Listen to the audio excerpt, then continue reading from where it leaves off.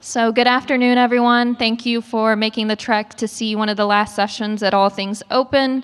My name is Sophia Rowland, and I am a product manager at SAS. I specifically work with machine learning operations and data science software.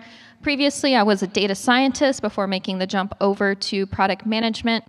And for the last year or so, I've been working alongside our data ethics practice to take the NIST AI risk management framework and translate it to actionable items within the analytical process to make it a lot easier for folks to adopt these recommendations within their analytical projects. And that's what we're going to chat through today. But again, let's start with that liveliness probe. You can break out your device and you can scan this QR code and you can tell us what has been your favorite session at ATO so far.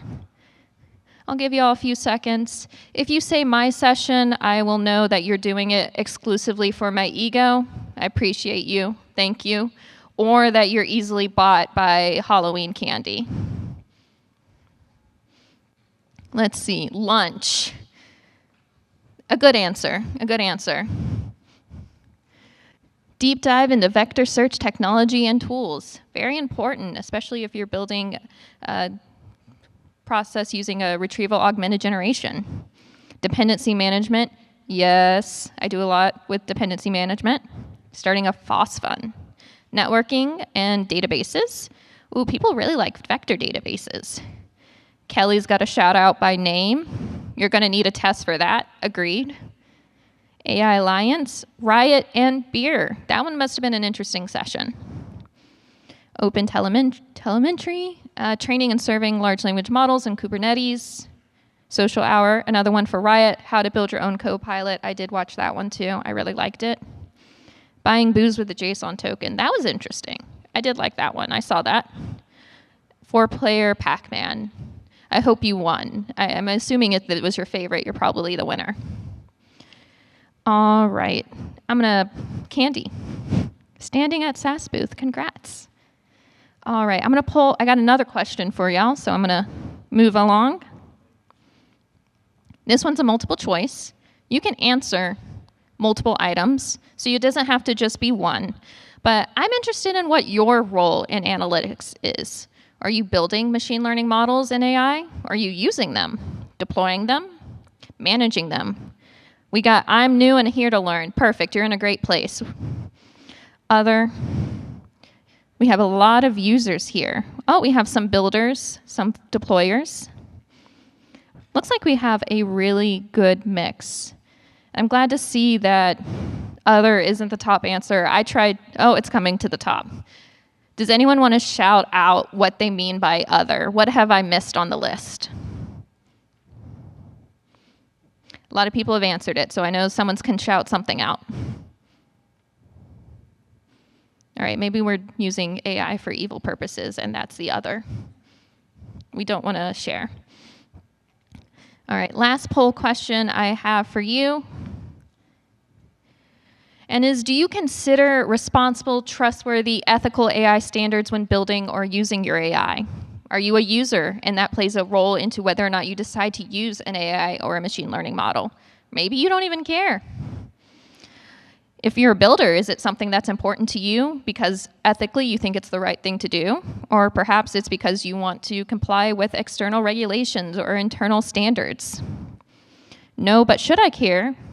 And what responsible, trustworthy, ethical AI standards? Again, we're in the right place. We're going to learn a little bit today. All right, thank you everyone for your participation, and let's dive into it. For today's session, I want to start by introducing the AI risk management framework, and then I want to discuss how we use that AI risk management framework, infused it with our knowledge of the analytical lifecycle to start to create a process around that framework so that we can incorporate it inside the lifecycle at natural touch points to make it easy to adopt. I also want to give you some resources for learning more about the work we've done. You don't have to memorize everything in this presentation today. I want to give you the resources to review later. All right. I think it is becoming more prevalent and more people are starting to understand that AI's usage is all around us. And that's not changing anytime soon. Here's an image from a event earlier this year called Willie's Chocolate Experience. I don't know if you saw this online. It was an experience in Scotland. They used AI-generated images for their marketing materials. This was a few months back. Image generation has gotten a bit better. But if I want to read directly from this AI-generated marketing material, we can see that we were promised catting and Karchi tons. If anyone wants to give us a Karchi ton, I would be very interested to learn exactly what that means. It kind of became the laughingstock for the internet for a few weeks. People did demand their refunds when the actual event did not look like this. It was actually far worse, but we can think about other use cases. So here is one that's harder to laugh at. A case from February where a court in Canada ruled that an airline must pay this passenger $812 because the passenger went to the chatbot that the airline was using, asked about their bereavement policy, was told that they could in fact get a refund, but that was actually inconsistent with the airline's actual policy, and so the court ruled that because the chatbot told the individual they could have a refund, the airline had to issue a refund, $812. Here's a case that's going to be worth more than $812. It is from a woman in Detroit who was falsely arrested last year because she was found as a match to a carjacking and robbery suspect.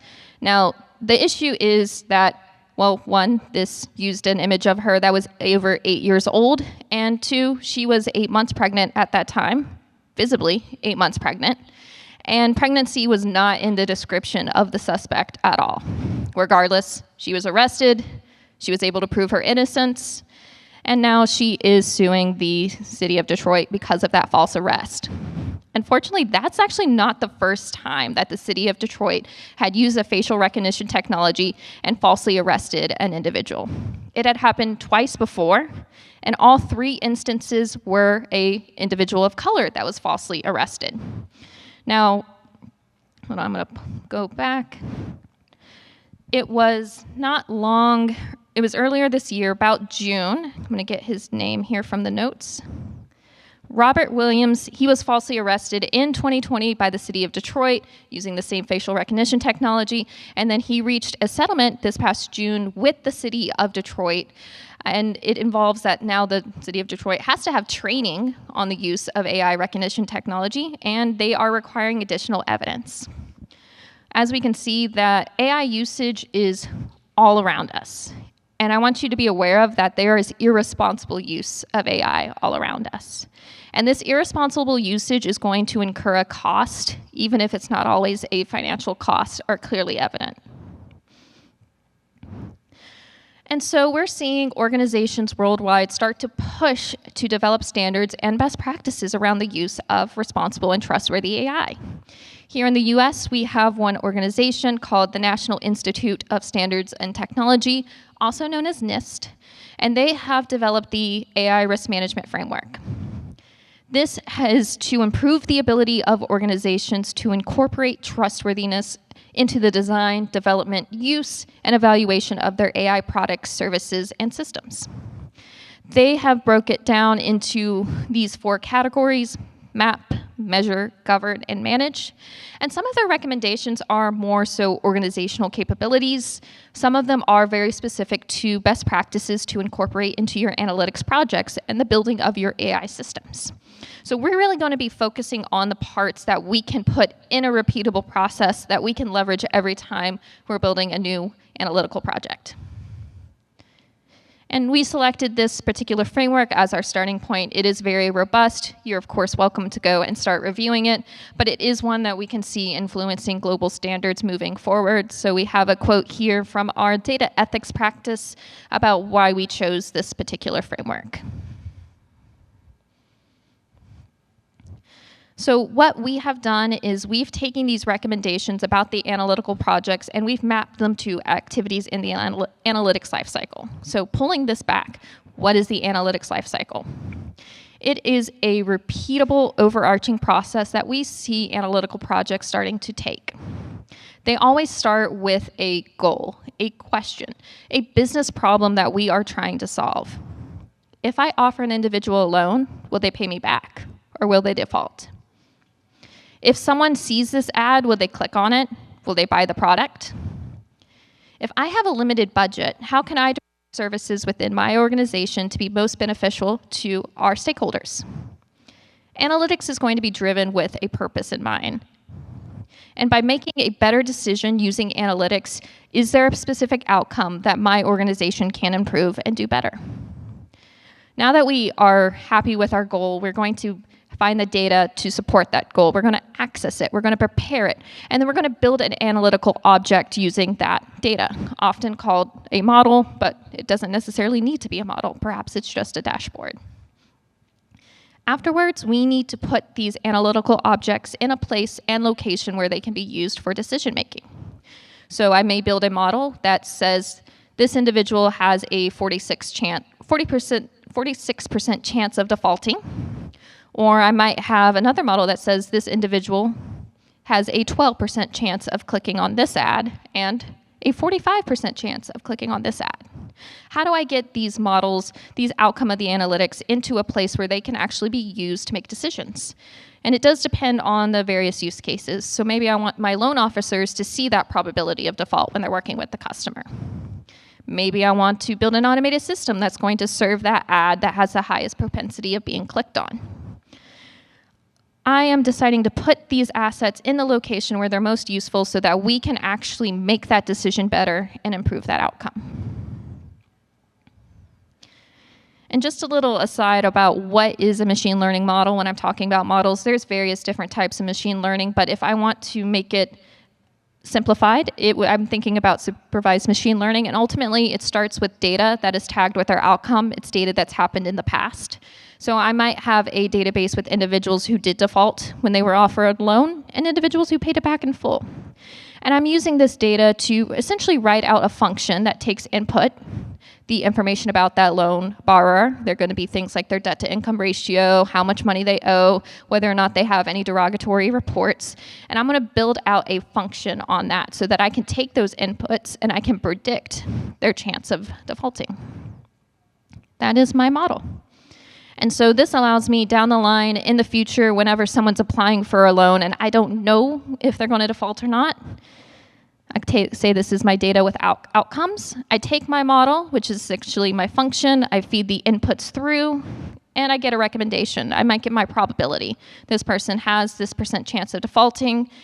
Maybe if it's over 50, I say they're likely to default. I'll make my decision based on that. Maybe I won't offer their loan. Maybe I'll offer them a loan with a higher interest rate. But this is going to be one of the analytical assets, my machine learning model, that we're going to be talking about in this session. All right, so translating the analytics risk management framework to the analytics lifecycle. So we've specified it into these 8 chunks here. The first is to identify our stakeholders. These are going to be the individuals that have tasks, roles, and responsibilities within the analytical lifecycle. Documentation, how do I prepare my project? How can I understand the goals? And then we're really going to get into the meat of the analytical lifecycle here, preparing and accessing my data with responsible AI in mind, preparing and validating my model, deploying that model, testing it, and monitoring it over time to make sure it's effective. We also want to have an ongoing audit to make sure that the specifications that we put into the project are still valid. So what we've done is we've taken and identified steps within each of these 8 overarching tasks that fit within the analytics lifecycle. And we started to build a process around it. So to make sure that individuals are behaving appropriately, we try to identify if a trustworthy risk from the AI risk management framework applies, and from our own knowledge of best practices, we can suggest a few things for this organization to try that might mitigate or remediate that risk. But ultimately, at the end of the day, it is that stakeholder, it is that organization that is going to decide what is best for their use case. So we make suggestions, they can choose one of them, they can choose another process, or maybe they're going to justify moving forward despite the risk. And to enable checks and balances, there is an approval so that the model owner, the one that we deem to be responsible for the project, says, yes, I approve your decision, or no, please go back through and make up another decision here. And so we actually built out this workflow and baked it into our product, Sophia being our end-to-end analytics platform. What we've also done is we've taken this and we created a document that we have available on our GitHub page that lists through all the documentation phases, all the user tasks that we want an individual to do, and we've put that on GitHub for anyone who wants to adopt the AI risk management framework to have a starting point. And I'll have a QR code for these resources at the end. But I want to now spend the next bit of time that we have together to go through these 8 tasks and dive a little bit deeper into what I mean in each. So, analytics is a team sport. There's going to be important individuals with knowledge and insight, and we need to tap into that to build the best machine learning model, the best AI system that we can. So we've picked out these 6 personas, and this will look different to different organizations. Some organizations may only have 1 or 2 individuals who are taking on multiple personas. They're wearing multiple hats. Some organizations are very large, and they might have a team dedicated to each of these functions. That's okay. Whatever works best for your organization, we are just defining these personas so that we can understand who is responsible for which section of the analytics lifecycle. The first is going to be our model owner. This is who we are saying is the decision maker for the project. They are responsible for the outcome. They are the ones who will get a call whenever the AI system is going awry. They're going to work very closely with the domain expert. This is someone who understands the business processes very well and can help ensure that the AI system is actually beneficial to the organization, is being used appropriately, is actually affecting that decision that they want to affect. And then you'll have your data scientist. This is the individual who has that statistical knowledge, who is building out the model. They'll work alongside the data engineer, the individual who understands the data, is preparing it, who has the access to the various data sources.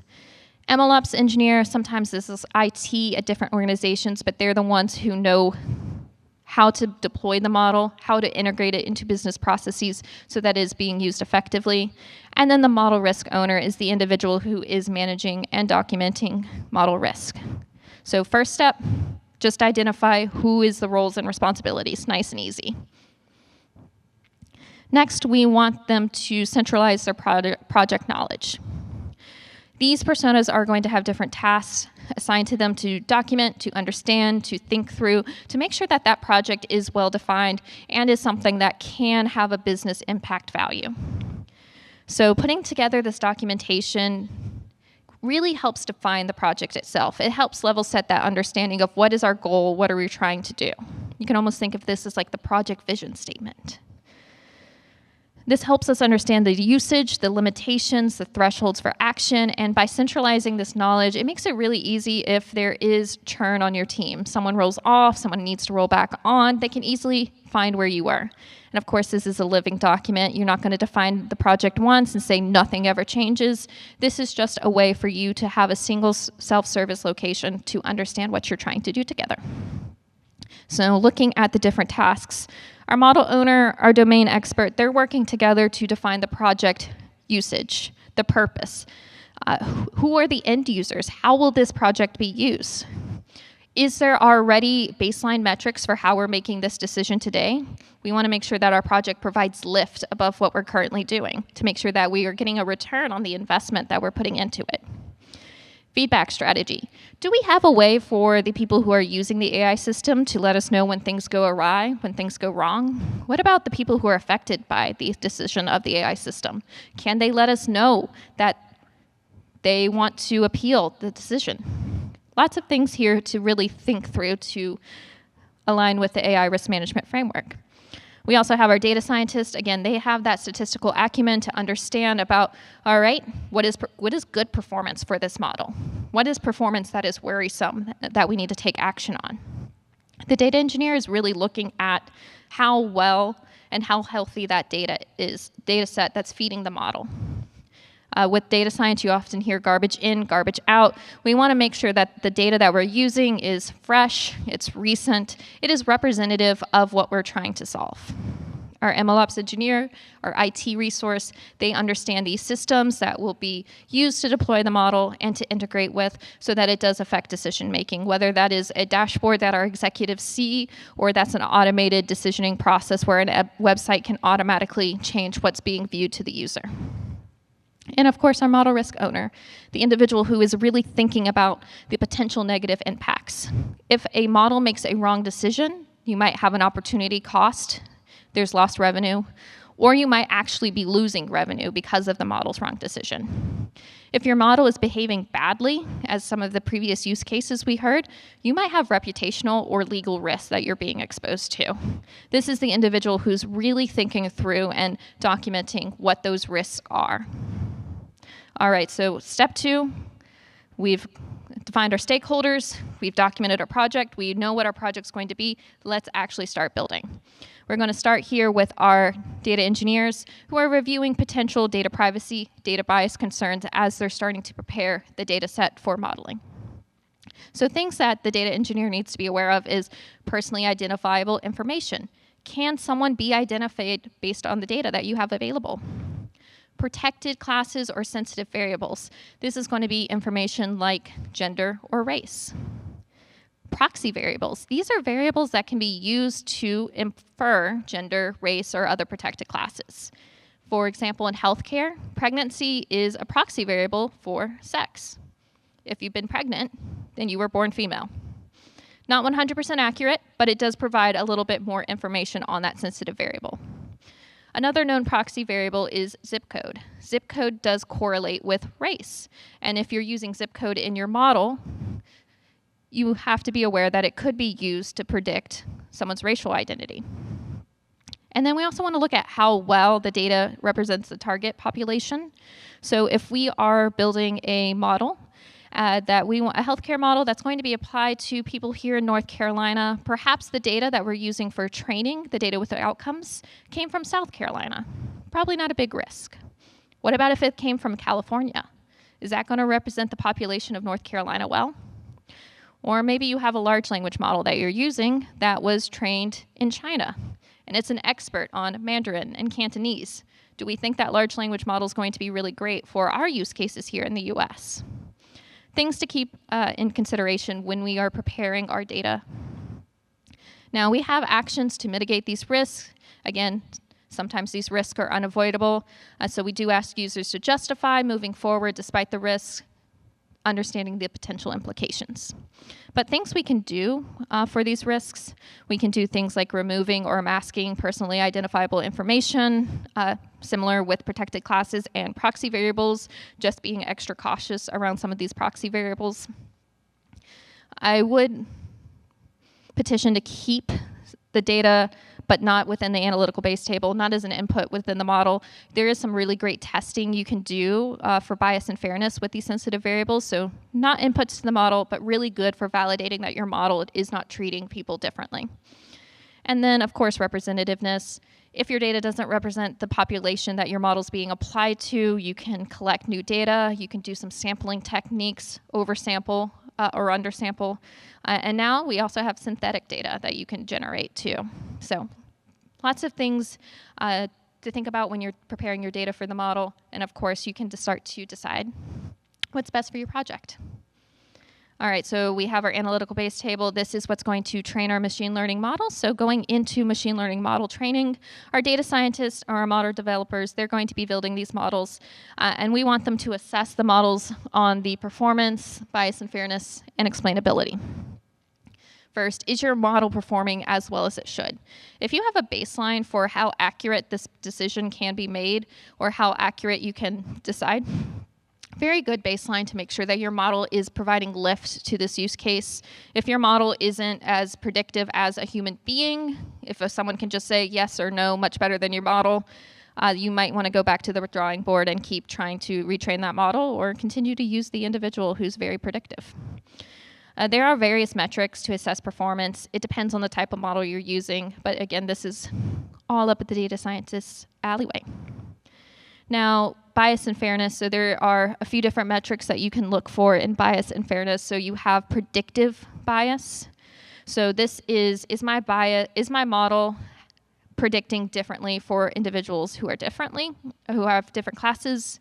And then performance bias. Is my model more accurate on one class of individual over another? So for example, predictive bias might be, does my model predict that women are more likely to default than men? And performance bias might be, is my model less accurate on Black individuals? Things to keep in mind and document. If you can document that your model is treating different individuals equally and fairly, you're providing a lot more evidence that your model is fair.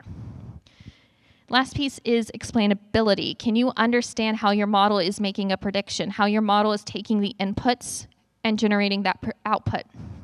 So some models are inherently explainable. Regressions, decision trees, you can look and see how the input flows through the model and see how it arrives at the output. And you can explain that to others as well.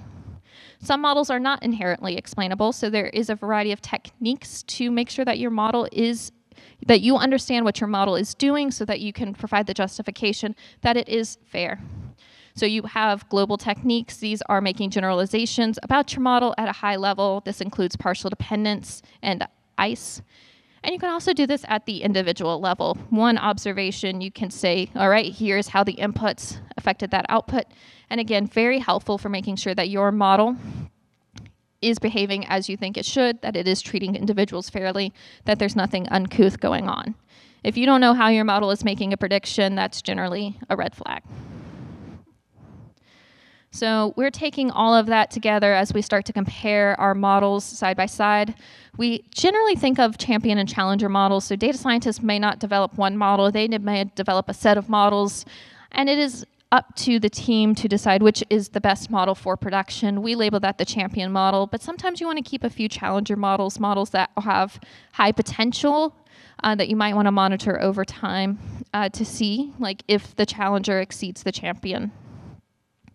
And so that decision is made upon all of this information the data scientists gleaned earlier. You can also pull in other metadata. So for some use cases, you're worried about how fast a model can score. So if you're a computer vision model and you are trying to predict whether or not that item in front of you is a stop sign in an autonomous vehicle, if it takes 5 seconds to decide whether or not it's a stop sign, you really can't use that model because you're going to be blowing through the intersection. All right, and next we're going to take that champion model in hand. We're going to do some other testing. You can do something like a robustness test to see how your model goes through unseen values, putting that model into production, ensuring that it works in production, and then integrating it into the business system. So this is the parts that the MLOps engineer or the IT resource will handle to make sure that that model is working effectively.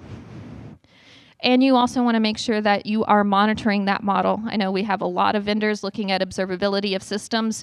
You do need to monitor your models as well. Our models are going to be developed on the patterns in the world around us.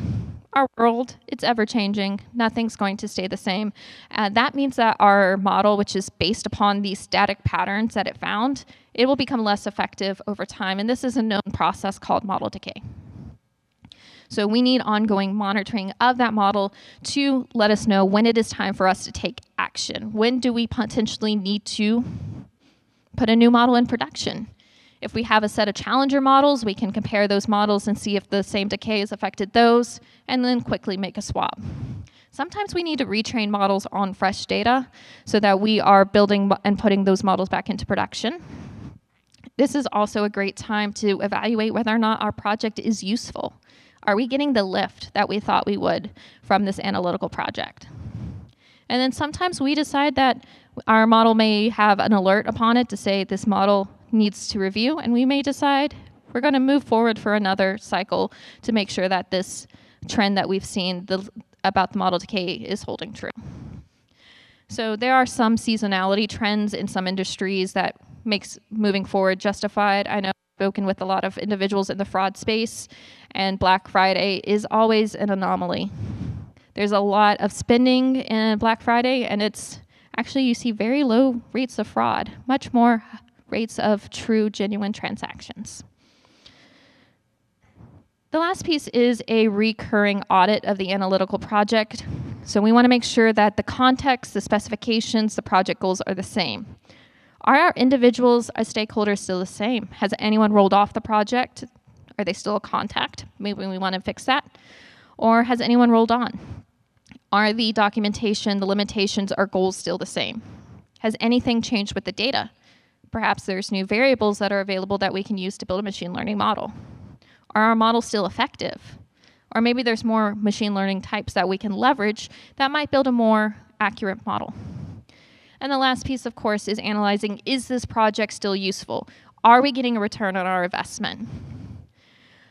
I always like to use this time to just, as a best practice, recommend, making sure that you're aware of the models that you have running in production. I've spoken to several organizations that don't know what's in production, or they have models in production they're simply not using. Production models require infrastructure, it requires security, and you're just incurring a cost. So if you need a check-in to say, it's time to review what models I have in production, this is it. So this workflow was designed to be very comprehensive for AI efforts. I know we went through a whole laundry list of things to do. You don't have to memorize all of that. But we did try to take these recommendations and make as many of them as natural as a part of the analytical lifecycle as we can. All right, so we do have this baked into the latest versions of SAS Viya. You're more than welcome if you're a Viya user to try it out, to provide your feedback.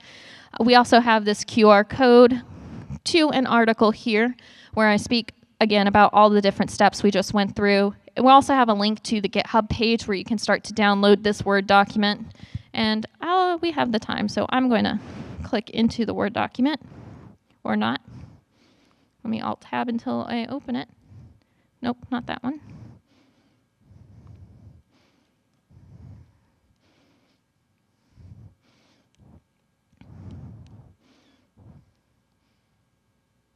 Sorry, I'm trying to manage my screens here. Not that one.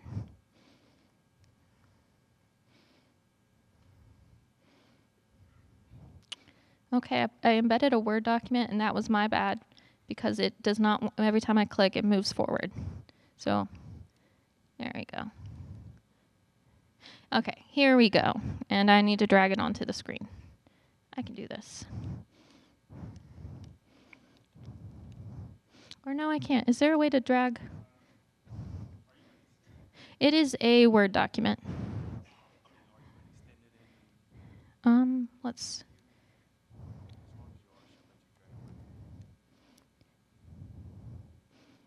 It is show only on one. Yeah, let's extend. Thank you for bearing with me.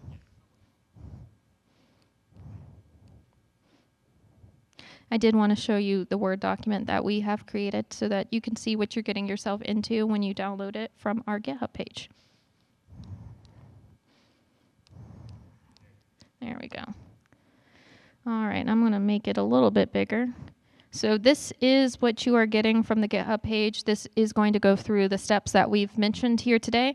And you'll kind of see some of what I've discussed when I was talking about the approvals, about the different recommendations. So this is our document. So starting with identifying your stakeholders, knowing who is doing what.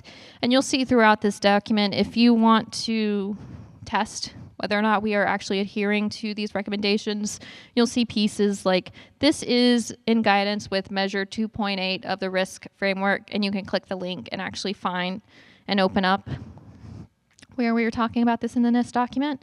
So here's that stakeholder section, the documentation section. You'll see things like, is the model owner providing that approval, yes or no? Does someone need to go back and rework? And we are very thorough with our documentation. You'll get into the data part, assessing data bias. We try to explain this in clear terms. Not going to go through this, it's 25 pages, but you are more than welcome to review it on their own and provide your feedback. We would absolutely love your feedback on this document. And you can actually, within the GitHub page, we'll have our issues tab, and you can provide the feedback right on that issues tab, or I'll have my LinkedIn, and you can always let me know. We're definitely looking to improve upon this, and of course looking at new formats of how to store this information to make it easier to use. Right now it is in that Word doc form. So again, provide your feedback, issues tab. page. Thank you all for joining the session today. I have about 10 minutes left for questions.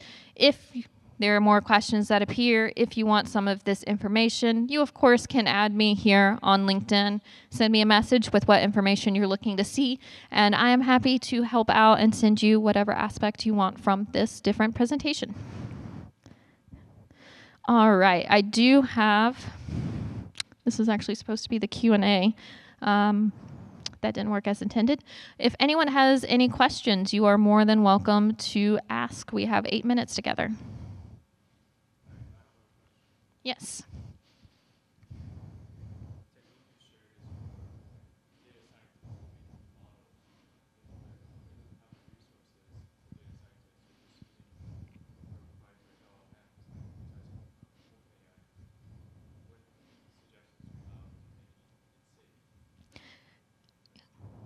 Okay, the question is, a lot of what we spoke about today is really for organizations developing their own models. What about organizations who are taking off-the-shelf models like ChatGPT, like large language models? What recommendations do we have there? I still think there are some of these considerations that organizations need to take. This document, you can definitely take things away that you think, hey, this isn't necessary for our specific organization, but there are things that are important to look for when you are using AI off the shelf, looking to see if they did do their due diligence of looking at the representativeness of the data. So a lot of these large language models that are, for example, in Hugging Face do have model cards that present some of this information. So it's still important to document this, even if you haven't built it, just making sure that they did their due diligence.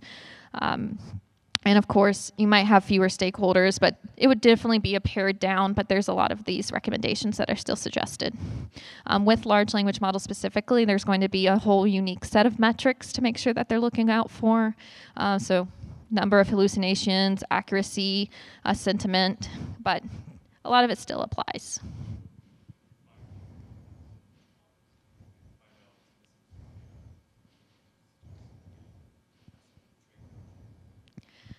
I definitely suggest fine-tuning some of these models to these recommendations or to some of these specifications to your use case, or at least having some kind of context to the large language model so that is really more specific.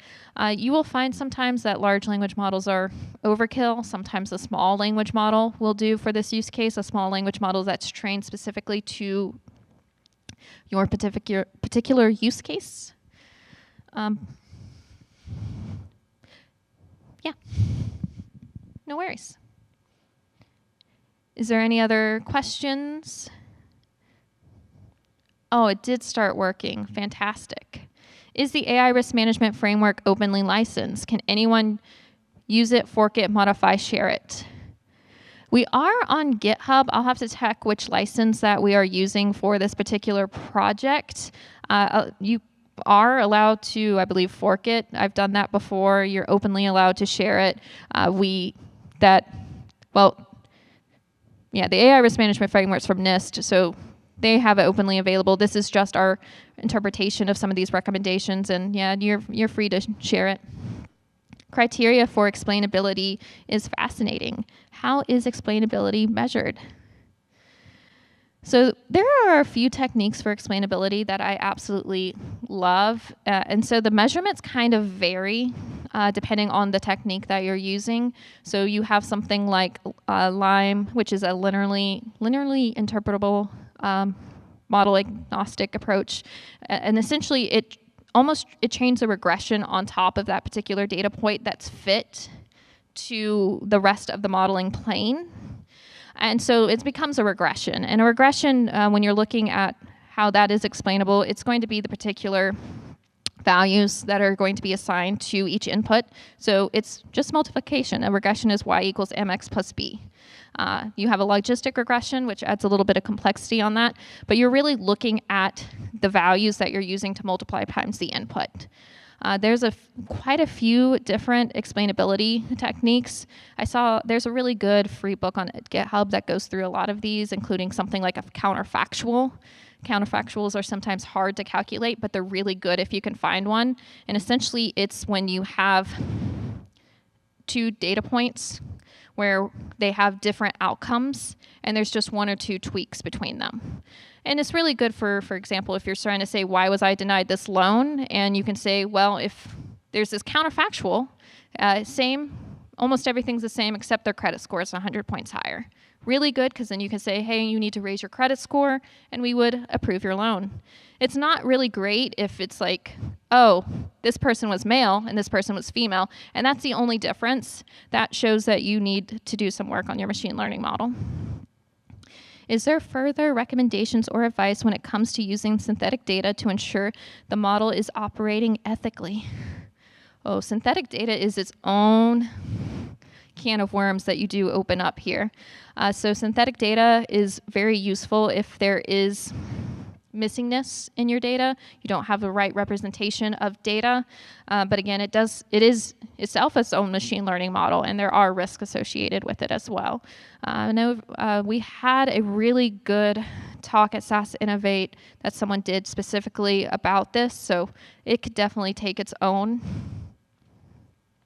talk in itself. But again, just making sure that you're getting that representation that you're looking for, that level of accuracy, that as well as you can, and of course you're open to accepting that level of risk. All right, 2 minutes. Any final questions? All right, we got 2.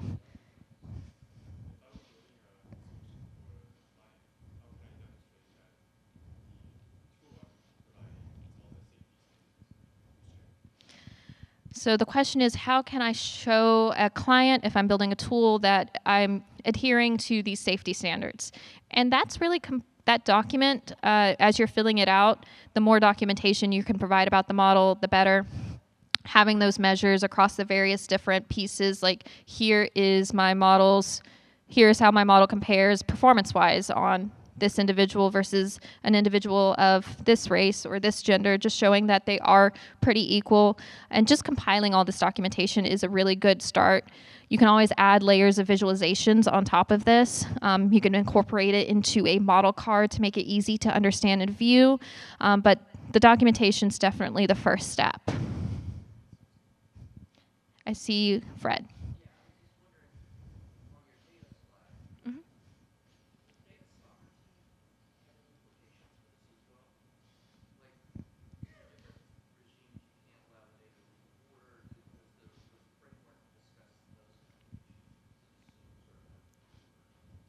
Ooh, that is a good question. He asked about data sovereignty and whether or not this solution has considered whether or not the data could leave particular areas. That is something that we hadn't considered, and that is some really good feedback for the future, making sure that the data is being used in the area and locale it's allowed to. Thank you. Love to hear more feedback. We are closing up. If you have additional feedback, any thoughts, you can tell me on LinkedIn. I'll take whatever you have to say. You can also use the issues tab on our GitHub page. But thank you all for listening. We do have a few more pieces of candy left and a few yeet your model in production stickers as well. I have one on my laptop here. But remember to yeet your model into production responsibly. Thank you.